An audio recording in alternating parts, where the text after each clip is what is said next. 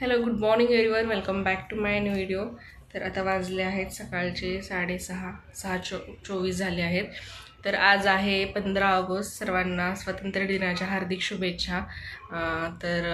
आज वीकेंड आहे त्यामुळं आणि आपला अर्थशास्त्राचा जो आपण 27 जुलैपासून जो 15 दिवसाचा आपण शेड्यूल ठरवला होता की अर्थशास्त्राचा अभ्यास आपण 15 दिवस करणार आहोत, ते आता उद्या संपेल आपला 16 तारखेला.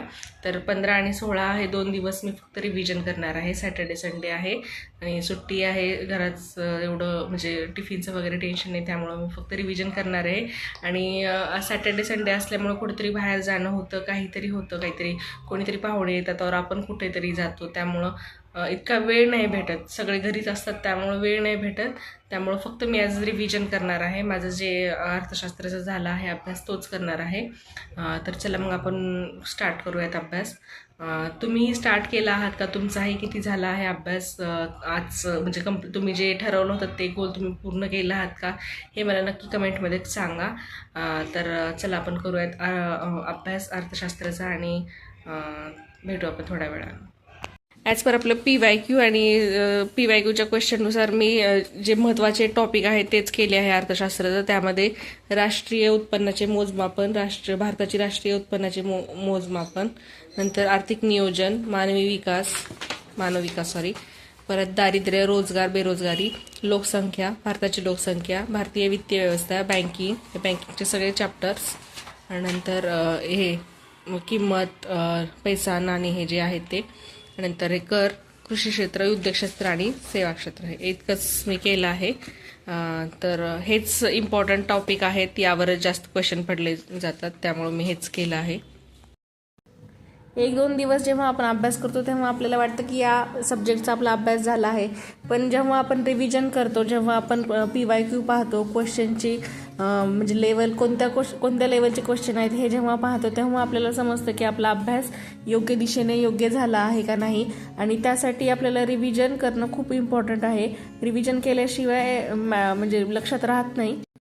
फर्स्ट टाईम जेव्हा वाचतो आपण तेव्हा आपल्याला थोडंफार म्हणजे नॉलेज और त्या सब्जेक्टबद्दल आपल्याला कळतं, पण जेव्हा आपण रिव्हिजन करतो, रिपीट तेच वाचतो, तेव्हा आपल्याला पक्क लक्षात राहून जातं. त्यामुळं रिव्हिजन करणं खूप इम्पॉर्टंट आहे कोणत्याही एक्झाम क्लिअर करायचं असेल तर. नेहमी अभ्यास हा PYQ ॲनालिसिस करूनच करायचा. म्हणजे आपण अभ्यास करतो, आपण तो टॉपिक समजतो, पण जेव्हा आपण तो क्वेश्चन सॉल्व करायला जातो त्या टॉपिक रिलेटेड क्वेश्चन जेव्हा PYQमध्ये पाहतो तेव्हा बरेच म्हणजे त्याची लेवल हार्ड असते. त्यामुळं आपण अभ्यास केलेला असतं, पण त्या गोष्टी ज्या पर्याय आहेत ते आपल्याला ओळखीचे असतात, पण नेमकं कोणता पर्याय आहे हे समजत नाही. आणि अर्थशास्त्रामध्ये तर आकडेवारी भरपूर आहे, त्यामुळं खूप कन्फ्युजन होऊन जातं. त्यामुळं रिव्हिजन करणं खूप गरजेचं आहे अर्थशास्त्राचा अभ्यास करताना. थोडा अभ्यास झाल्यानंतर मी मग माझं घरचं काम स्टार्ट केलं. सर्वात अगोदर मी देवाची पूजा करून घेतली. मन एकदम प्रसन्न वाटतं सकाळी पूजा झाल्यानंतर.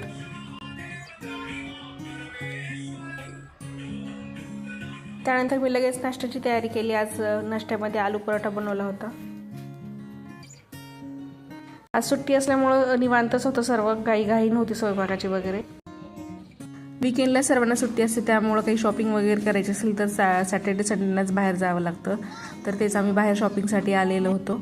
आदूला काही खेळणी, स्टेशनरीचं सामान वगैरे घ्यायचं होतं आणि आता सणही आहेत त्यामुळं कपड्यांची खरेदी करायची होती. श्रावण महिना 7 झाला, त्यामुळं आता सणांची लगबग सुरूच होते. त्यामुळं असं अभ्यासाला वेळ मिळणं आता कठीणच आहे. उद्या भावाचा उपवास आहे आणि आज मेहंदी लावली जातात. आता पंचमी आहे ना, त्यामुळं तर आमच्याकडे तशी पद्धत आहे मेहंदी वगैरे लावण्याची. तर आदू माझ्या हातावर मेहंदी लावत होता, त्याची कलाकारी तो दाखवत होता. फर्स्ट टाईमच तो असं काहीतरी करत होता. खूप मला कौतुक वाटत होतं त्याचं. इथेही तो त्याची गाडी वगैरे, त्याला जे आवडतं स्माइली वगैरे तेच काढला. मम्माची मेहंदी आज आदूच्या हातनी झाली. खूप अस्मरणीय क्षण होतं, त्यामुळं मी हा व्हिडिओ नंतर कधी डिलीट होईल, त्यामुळं मी हा व्लॉगमध्ये घातला की मला शेवटपर्यंत पाहता येईल. जेव्हा तो मोठा होईल और म्हणजे मी असेल नसेल तेव्हा ही आमची आठवण राहील शेवटपर्यंत. म्हणून मी हे क्लिप या व्हिडिओमध्ये टाकला आहे. एका आईसाठी खूप म्हणजे अनमोल अस्मरणीय क्षण आहे हा. सकाळीच थोडाफार माझा स्टडी झाला होता, त्यानंतर मला वेळ मिळाला नाही अभ्यास करण्यासाठी, रिव्हिजन करण्यासाठी. बाहेर गेल्यामुळं बराच वेळ माझा बाहेर गेला आणि असंच होतं सॅटर्डे संडे सगळे घरी असल्यानंतर म्हणजे फॅमिलीला जास्त प्रायोरिटी दिली जाते, अभ्यास होतच नाही. थोडंफार रिव्हिजन झालं होतं तेच. आणि आता थोडं माझं राहिलं होतं, सकाळी थोडाफार झाला होता, आता थोडं राहिलं होतं तेच करणार होते मी. आता उद्यापासून आपल्याला नेक्स्ट सब्जेक्ट घ्यायचा आहे, त्यामुळं एकदा फक्त अर्थशास्त्राचं लास्ट रिव्हिजन करायचं होतं. नेक्स्ट सब्जेक्ट मी आता राज्यशास्त्र घ्यावा असा विचार करत आहे. बघू, मी सांगेनच तुम्हाला. तर तुम्हीही केला नसेल अभ्यास तर नक्की स्टार्ट करा. एक एक सब्जेक्ट झालं तर थोडंफार आपलं लोड कमी होतो तेवढाच, आणि थोडं झालं आहे अभ्यास असं आपल्याला वाटतं, कॉन्फिडन्स येतो. तर असंच होतं, एक एक सब्जेक्ट सिलेबस भरपूर मोठा आहे, पण एक एक स्टेप आपण जर पार करत गेलो तर नक्की आपला सिलेबस होऊन जातो. तर हेच माझं असं काय प्लॅनिंग आहे. माहिती नाही माझं किती पूर्ण होईल, पण मी ट्राय तर करत आहे की पूर्ण करण्याचा. या डिसेंबरपर्यंत पूर्ण सब्जेक्ट व्हायला पाहिजे असं माझा गोल आहे. तर बघू काय होईल ते. तर हेच होतं या आजच्या व्हिडिओमध्ये. भेटू आपण नेक्स्ट व्हिडिओमध्ये. तोपर्यंत अभ्यास करत राहा, पॉझिटिव्ह माइंडसेट ठेवा, कॉन्फिडन्स राहा आणि कन्सिस्टन्सी मेंटेन ठेवा. यश आपल्याला नक्की मिळेल. तर भेटू आपण नेक्स्ट व्हिडिओमध्ये. तोपर्यंत बाय बाय.